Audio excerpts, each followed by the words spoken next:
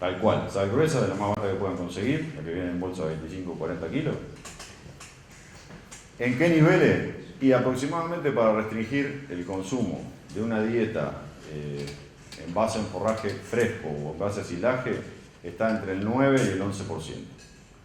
Eso va a depender muchas veces también de cómo integro la dieta con la proteína. En este caso en particular dice 7,5, porque el nitrógeno juega un rol importantísimo también en la restricción de consumo, y si yo pongo, en este caso, este tipo de concentrado proteico, puedo bajar el nivel de inclusión de sal. Si fuera un espero de soja, por ejemplo, debería poner 11% de cloruro de sodio. Siempre sobre materia seca, por supuesto. Siempre sobre materia seca, sí. En este caso se probó junto con un silaje de autoconsumo, de un novillo de 280 kilos a 350 kilos, con acceso a un silaje de planta entera de sorgo. Y en la casita de autoconsumo se le daba la fracción energética y proteica que restaba para poder lograr un buen balance. ¿Cómo? En este caso son 100% molidas las raciones para mejorar, porque el peso específico y el tamaño de la sal hace que uno lo pueda mantener balanceado. Y por otro lado, como tenés un gran componente de fibra, tenés que tratar de aprovechar también esa cantidad de fibra y acompañarla con la digestibilidad del almidón, dándole más área de digestión. En este, el consumo esperado era del 1%, anduvieron entre el 1,1 y el 1,7%. Ese ajuste en general es muy local, muy local. La dureza del agua, el contenido de sales total en el agua, el contenido total de agua en el forraje y la disponibilidad de ese forraje hacen que sean las tres principales variables que modifican el nivel de sal que yo tengo que poner en las dietas para poder controlar el consumo. Si deciden hacer esto en algún lado, digamos, muchas veces en pastoreo, cuando yo tengo pastoreo de un campo natural diferido o un recurso de mala calidad como puede ser el rastrojo, que deseo suplementar con algo de proteína y energía, y voy a usar speller y no tengo bien claro si el agua tiene muchos sólidos o no, tiene que arrancar con un nivel alto. Si supone que van a necesitar el 9, arranquen con el 10 o con el 11% de inclusión de sal gruesa común sobre materia seca en la mezcla. Después, si comen menos cantidad de la que desean, le bajan, pero a la inversa no, porque los animales tienden a acostumbrarse. Si yo pongo el 7 pensando que van a andar ahí y se acostumbraron y van a comer el 1,5 o el 1,8% de su peso vivo, y le quiero dar el 10 y es probable que no logre una restricción. Perdón, sí. Para aclarar más todavía.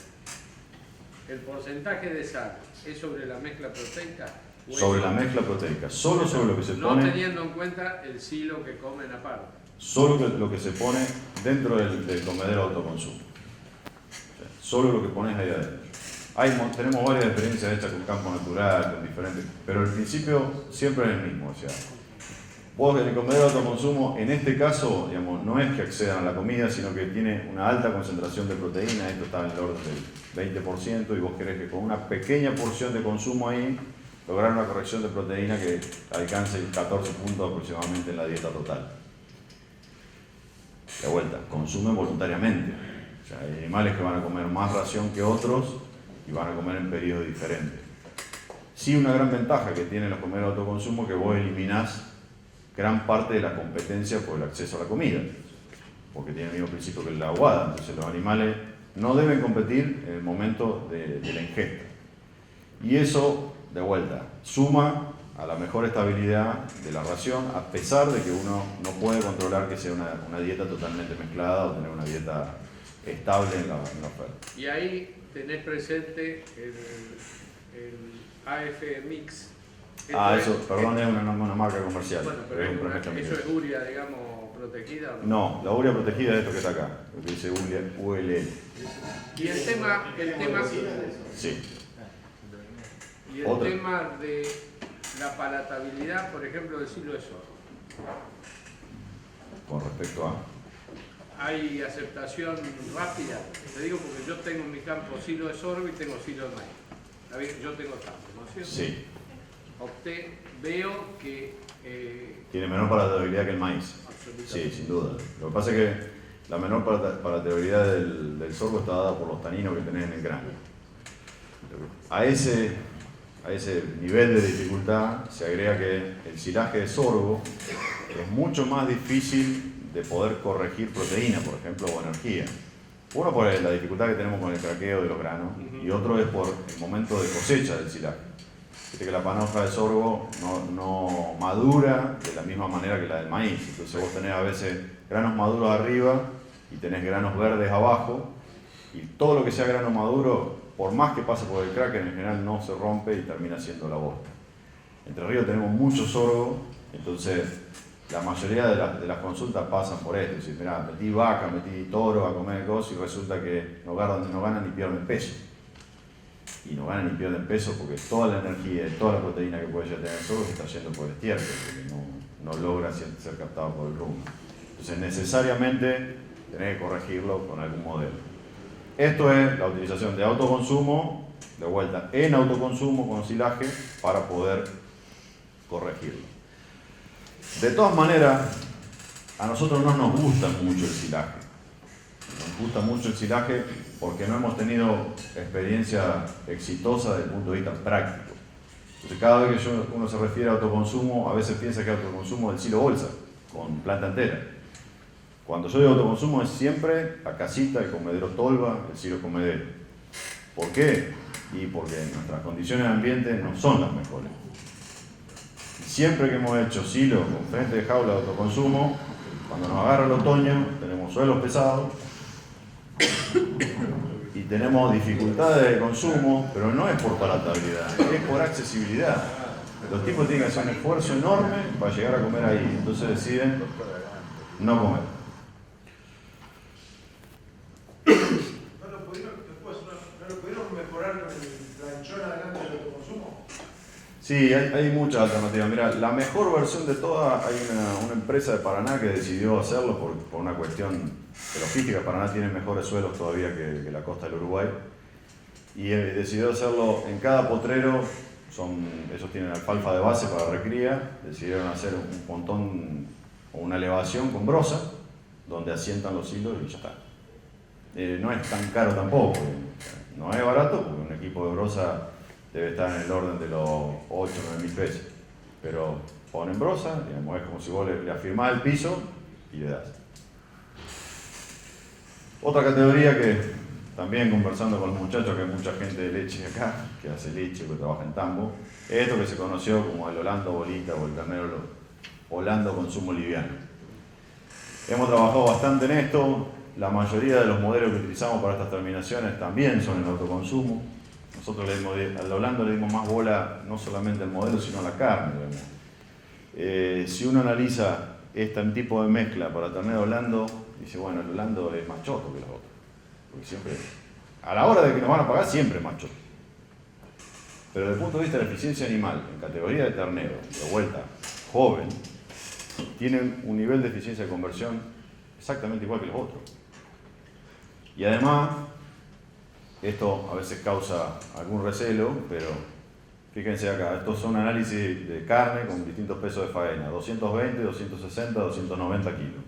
El Holando está exento del peso mínimo de faena, siempre estuvo.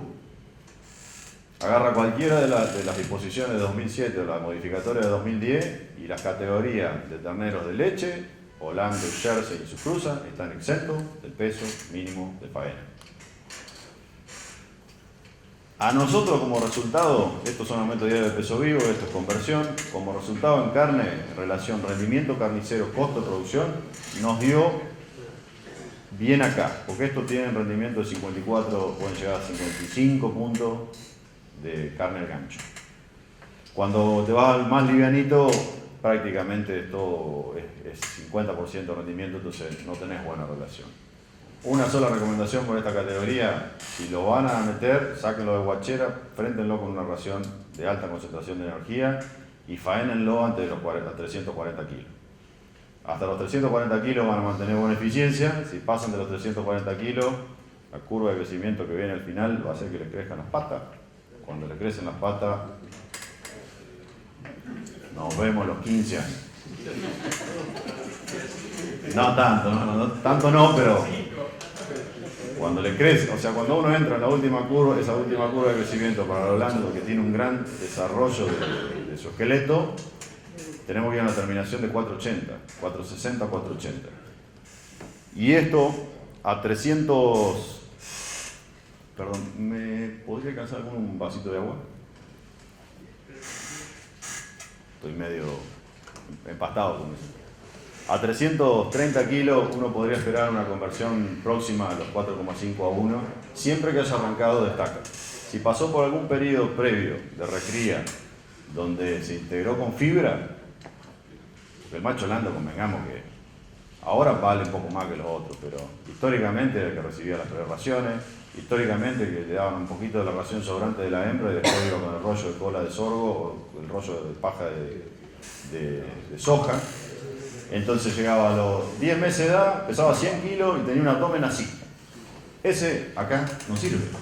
Le van a dar de comer 6 kilos, 6 a 1, y cuando llega a los 340 kilos va a seguir teniendo el mismo abdomen y va a tener puro hueso. Uno de los secretos de esto es sacarlo liviano y jóvenes y enfrentarlo lo antes posible con raciones para poder alcanzar este tipo de valores. Hicimos mucho trabajo en esta zona, yo vine varias veces, durante 2009, 2011. La carne es la misma, tiene el mismo gusto. Gracias. Tiene la misma terneza. Las únicas dos diferencias que tenés en la carne del novero y la carne que vos podés tener un animal de color de raza carnicera es el color de la carne, es algo más pálido y que tiene menos cantidad de grasa total. Esas son las únicas dos diferencias. Entonces, si no te gusta la grasa, te conviene el holando. Hoy por hoy, digamos, eso ya ni siquiera lo detectamos porque desde que se nos cayeron esos 10 millones de cabezas que esencialmente afectaron la disponibilidad del ternero, todo el holando, los 800, 900 mil holandos que había disponible en el mercado, entraron a los filtros. Ya cierro con este tema.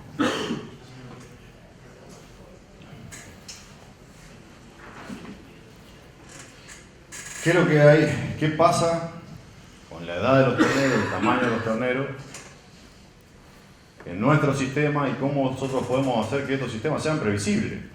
O sea, y Cristian, el doctor Felken, hizo un montón de versiones de previsibilidad, de futuro, de producir más carne. Yo estoy diciendo que muchas veces perdemos solo dentro del primer año entre 70 y 80 kilos de animal, solo el primer año. Que casualmente es el momento donde son más eficientes y donde tenés menos costo de producción. ¿Y qué hacemos? Guardamos el ternero. ¿Cuándo guardamos el ternero? Ahora. ¿Dónde lo guardamos? Y en un rastrojo, como natural. No, vamos a esperar. Vamos a esperar para venderlo. Le damos 150, 160 kilos y esperamos a que envejezca a noviembre, y en noviembre lo vendemos con 170 kilos, los mismos 160, con unos pelos largos así. Eso hace que uno no pueda ser previsible muchas veces en los niveles de producción, ni siquiera en los costos, que muchas veces nos sacamos. El primo acá que produce cerdo sabe que durante los primeros días de una recría de cerdo, los primeros 70 días, hace con 1,5 kilos de ración 1 kilo de peso vivo. El de los pollos, que ya son unos aviones, las primeras 2 semanas hace 1 a 1. Crianza más, crianza menos, será 0,9, 1,1. Este será 1,6, 1,4. Nosotros ya de movida, en los primeros 6 meses del ternero, no sabemos si vamos a gastar 3 kilos o vamos a gastar 5 kilos de alimento. No es mucho, o sea, una ración hoy para el ternero dará como cara a cara 2 pesos con 50. Si gastamos 5 kilos son 12 pesos con 50. Es barato. Y si gastamos 3 son 11 pesos con 50. Tenemos un 60% menos de costo. No sabemos. Porque no sabemos cuál es su origen nutricional. Si se cagó de hambre, si no se cagó de hambre. Ahora yo les pregunto a ustedes, este ternero, o este otro, ¿responden igual cuando yo los meto en un feedlot? No. Entonces, ¿lo sabemos o no lo sabemos? ¿Este ternero se enferma más que el primero? Sí. Mucho más. Que probablemente, digamos, se asocia a todos estos quilombos que tenemos con las vacunaciones y demás, estas cuestiones. ¿Este ternero puede rendir lo mismo al gancho que el primero? Entonces, si lo sabemos, ¿por qué solamente al momento de comprar lo elegimos por el precio? Y pagamos igual precio por este que por el otro. Es más, a veces pagamos más por este, porque es más liviano, que por el de 200 kilos. ¿Qué hace eso? Que no podamos predecir cuánto vamos a gastar en un periodo de recría o de terminación. ¿Por qué? Sencillamente porque no lo sabemos. Yo traigo un ternero a terminar de 300 kilos, que fue destetado a los 6 meses de edad, que pesaba 180 kilos, que no tuvo restricción nutricional, y en una terminación a 380 kilos yo les puedo asegurar que hace menos de 6 a 1. Y ahora después vamos a ver alguno. Si yo tomo un ternero de 200 kilos que tiene 18 meses de edad, no me va a costar menos de 7 a 1 u 8 a 1. Y ni hablar en las categorías pesadas.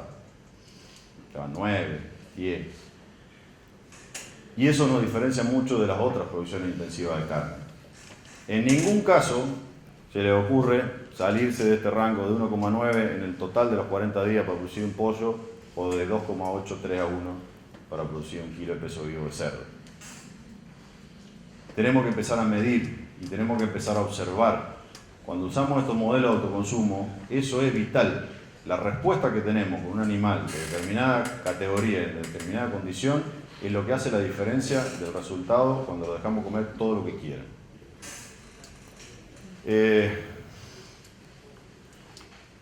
Bueno, esto está esencial, digamos. Tiene muchas ventajas, es más sencillo. Las limitaciones están acá. Los animales chicos y viejos es muy probable que se engrasen tempranamente. Y otra de las cuestiones es que no es que pongo la comida y me voy. Esto exige una supervisión diaria. Uno tiene que acercarse o recomendar que se acerquen al comedero, saber que la comida está saliendo, que está en condiciones, que aproximadamente sale en la mezcla que yo propongo para esa categoría. Digamos, si pongo un 10% de concentrado proteico y tengo que ir a la boca del comedero y ver que esté, no que sea todo maíz o que sea todo concentrado proteico. Porque ahí es donde se producen los disturbios nutricionales de la misma manera que cuando uno suministra diariamente. Cuando pasa 12 horas sin comer y de vuelta tienen acceso a la comida, y voy a tener timpanismo, voy a tener impactación, voy a tener sobrecarga.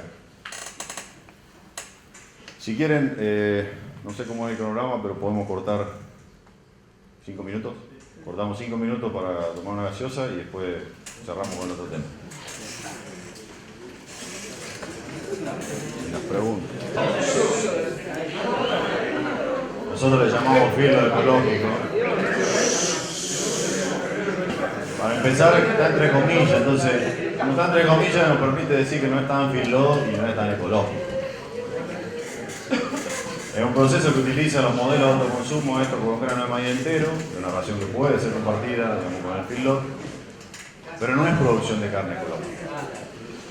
Es una idea, digamos, que nos permitió mejorar las condiciones de bienestar animal y medioambientales que provoca el encierre cuando uno no tiene previsto las instalaciones necesarias que debe tener un feedlot para no ser contaminante.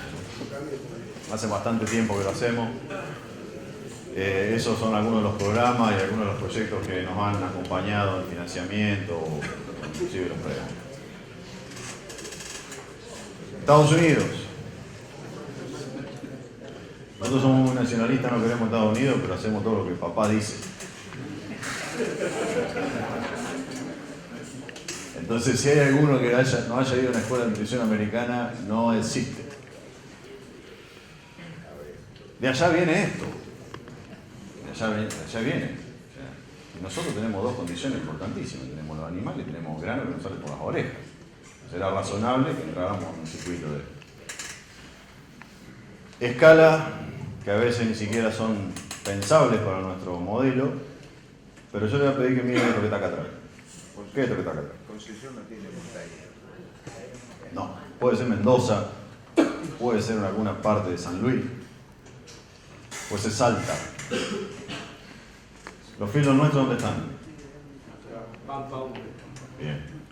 Tenemos una diferencia conceptual, directamente, geoclimática, de donde ponemos una cosa con respecto a lo que aprendemos en otro lado. Un maestro que tenemos compartido con el doctor Gali, el ingeniero Gali, junto con Christian Sperrican, tiene una idea de describir, digamos, cuál es la problemática de esto, digamos, por qué nosotros, siendo el país que tiene la sección ganadera del novillo a pasto, digamos, que sigue siendo muy reconocido, ya no hace novillo a pasto. Y hoy, digamos, entre 6 millones, 9 millones, entre lo declarado y lo no declarado, termina pasando por algún proceso de recría o de terminación a corral utilizando grano. Y hay una forma de explicarlo, según el ingeniero Granel, que son las propiedades emergentes de los sistemas. ¿Por qué el feedlot? ¿Por qué el engorde con grano? ¿Y por qué más estable? Es uno de las partes de la cadena de producción ganadera que se asemeja a la industrial. El resto, digamos, es dependiente del clima. Pero con la mejor pastura, digamos, yo si me llueve mal o me llueve en exceso, no voy a lograr los niveles de producción que necesito del pasto y por ende debe afectar el crecimiento y ganancia de peso de los animales. En esto, yo agarro un ternero de 200 kilos, sé que lo voy a tener entre 3 y 4 meses, que va a consumir entre 1000 y 1200 kilos de maíz y que lo voy a vender a los 330 kilos con 8 milímetros o 9 milímetros de espesor de grasa de cobertura, que es lo que demanda el mercado. Y eso lo voy a hacer hoy, mañana, pasado, dentro de 10 años, porque es sumamente estable desde el punto de vista de la utilización de los recursos y la eficiencia. Es un proceso industrial, es como hacer tornillos. Yo sé cuánto acero necesito para hacer cantidad de tornillos, yo estoy igual. Es resiliente, tiene la propiedad de la resiliencia. Cuando los números son mejores, yo hago un par de corrales más, o lo peor, meto más animales en los mismos corrales que tengo. Y cuando los números no son buenos, yo me achico. Total, un corral no es un campo. No es una pastura que yo hice que tengo que amortizarla en 4, 5, 6 o 7 años. Es eficiente, es mucho más eficiente, pero desde el punto de vista del uso del recurso suelo, no de la eficiencia animal. La eficiencia animal tiene un techo. Yo lo pongo a comer maíz, que digamos, sería la elite de los energéticos, y lo acompaño en espero de soja, que es la elite de los proteicos, y voy a llegar a un techo de ganancia de peso y un techo de conversión que es siempre estable. Es muy difícil superar ese techo. Pero desde el punto de vista del recurso suelo, es lo que explica un poco también qué es lo que nos permitió ampliar la frontera agrícola sin eliminar animales de las áreas agrícolas. ¿Cuánto produce una hectárea de forraje acá en kilo de peso vivo? Yo agarro una hectárea, siempre la mejor de la alfalfa, o combino alfalfa con alguna otra gramínea. ¿Cuánto produce? 500 kilos, 600 kilos. No se veía, se veía, me dicen 22 toneladas de materia seca. 500 kilos, 600 kilos de peso vivo por hectárea. Agarro la misma hectárea, produzco 12.000 kilos de maíz. ¿Puede ser? Nosotros somos más pobres allá, ¿no? Con los 10.000 kilos. Y este año 8.000 kilos. Y 8.000 también. Vamos con la peor de las proezas, 8.000 kilos. Con la misma hectárea, en 8.000 kilos, yo cosecho el grano de maíz, encierro los animales a una categoría de liviano, hago 6-1, produzco 1.500 kilos de peso vivo. Con la misma hectárea. Y tengo la posibilidad de cambiar o de variar cada 6 meses mi sistema productivo. Con una pastura no lo puedo hacer. Ahora, cuando uno habla de sustentabilidad, si tomamos más allá de la sustentabilidad económica, cuando habla de sustentabilidad, la famosa agroecológica, esa es donde intervienen los factores climáticos, los sistemas de producción, el ambiente, la gente. Empezamos con los quilombos con esto. Un feedlot bien organizado, con un diseño previo, que deriva para el agua, que respeta una pendiente mayor al 2%, que tiene canales para direccionar ese agua hacia laguna de tratamiento de efluente, que hace cada 30 días una limpieza de corral para sacar el excedente de estiércol y lo pone en compostaje. ¿Existe? No, en algún lugar sí, acá no. Sobre 38 filos de Entre Ríos hizo un trabajo para ver, digamos, cómo era la cantidad en agua circundante o agua cercana en la laguna de tratamiento de efluente y en las cauces de agua superficial que estaban cerca del feedlot, a ver si había presencia de Escherichia coli enterotoxigénica. En el 30% de los casos encontraron Escherichia coli en las aguadas naturales y encontraron que ninguno de los 38 filos de Entre Ríos, digamos, lograban sostener o contener el agua de tratamiento de efluente, porque siempre tenía deriva por el exceso de lluvia. Si uno lo hace en esas condiciones, mitiga el impacto ambiental, mitiga los problemas de contaminación ambiental y regula, quitando el agua de los corrales, los problemas que tenemos de estrés para los animales, que es lo que se llama bienestar animal. Nosotros pusimos los encierres en diferentes lugares, pero siempre con régimen de precipitación que no se corresponde con un clima semiárido. Esto es corriente. Algunas experiencias tienen más o menos cantidad de animales, más o menos encierre. Esto es un filo como de 3.000 animales.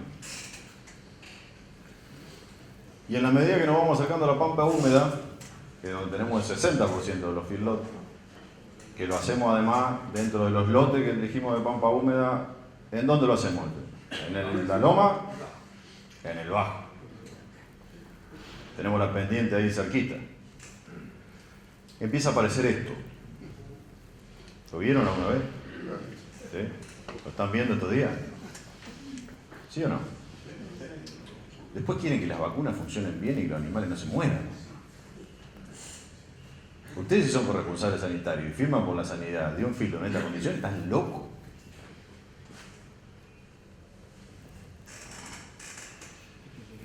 ¿De qué se murió?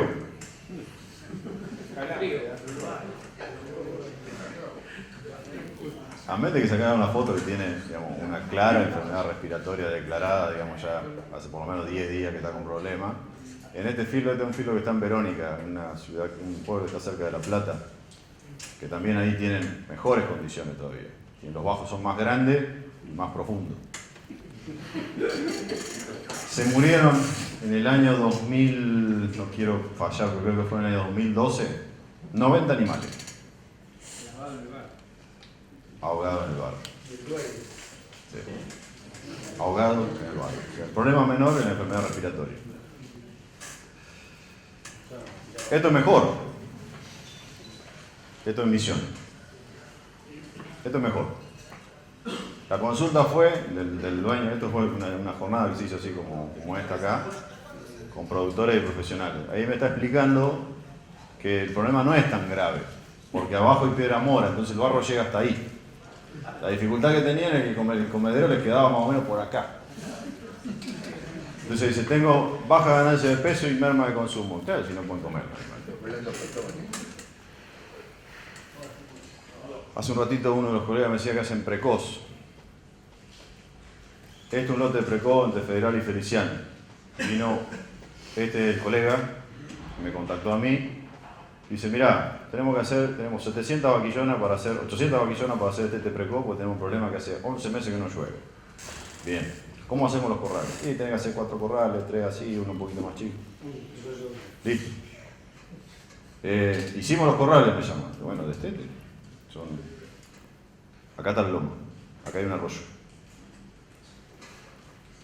Todo el agua del campo, 70 hectáreas, a los corrales. Son ceras. Lo mismo pasa en los encierres de acá. O sea, no es que el agua llueve instantáneamente, sino todo el agua que acumula, lo que viene bajando por la pendiente. En este caso, categoría chica, mucho más sensible a las condiciones medioambientales y a la dificultad de poder responder a los suelos pesados. Se murieron, afortunadamente, de los primeros 200 se murieron solo 6.